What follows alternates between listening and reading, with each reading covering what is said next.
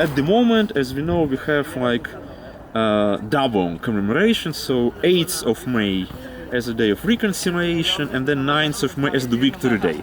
Actually, the first one, so like the 8th of May, is a newly invented holiday which seeks to, let's say, promote a kind of an all-European vision of the Second World War in Ukraine.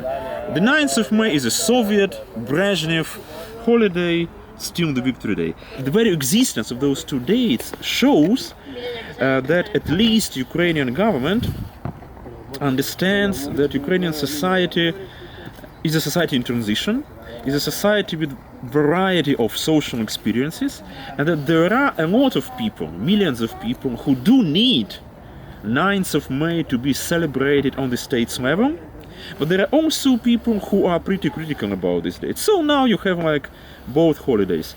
And of course, this Ukrainian 9th of May is different from the current Russia's 9th of May.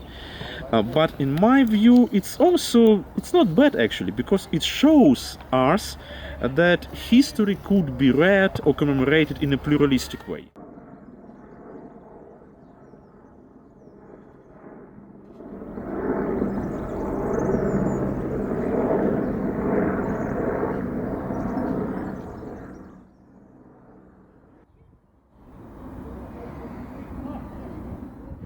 The building, of course, was built in Imperial Germany for the first parliament of the German Reich in the 1890s and so on.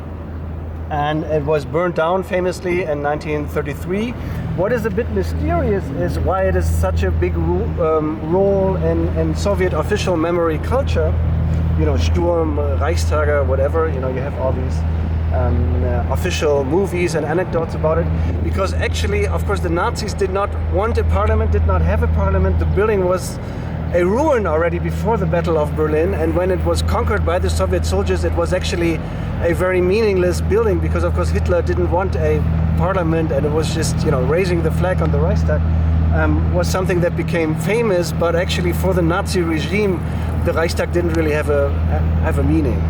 And so far it's funny that some people in the Soviet Union perceive it as a symbol of Nazism, which really it isn't. Not at all.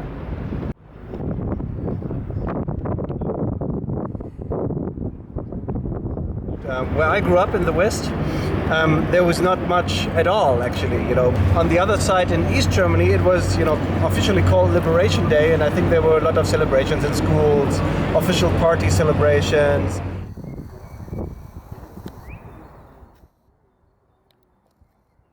Ukrainian memories of the Second World War, they are complex. So they include numerous topics. Let's say starting from the Holocaust and the Nazi idea of the destruction of the Jewish community in Ukraine. And then we have the stories like the deportation of the Crimean Tatars, the story of the Soviet and anti-Soviet underground, the story of Ukrainian collaboration with the Nazis, very much, it's also an important issue, and so on. And you see, I would say that in case of Ukraine, all those stories could not be just reduced to one single narrative. And that's actually what we see on political, social, cultural, whatsoever levels in Ukraine. We have the kind of a competition and coexistence of the various narratives. So we have the post-Soviet narrative, which could be first and foremost attributed to the Brezhnev era, commemoration of the Great Patriotic War. We have a nationalistic narrative, which is very much based on the, let's say, extremely positive view of Ukrainian nationalistic underground.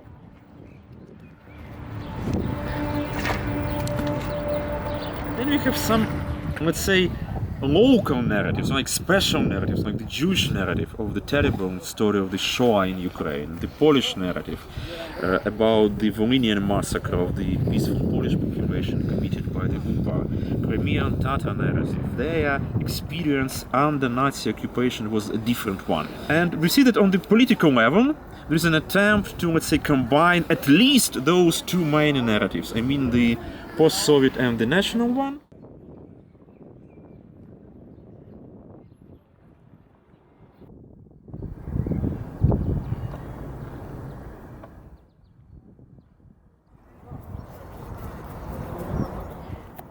narrative that we now have in Germany is very much or very closely related to this, whole West European narrative about. Of course, the problems with that is that the whole Soviet story doesn't really fit in. As you know from Ukraine, it's also a part of the problem with the date.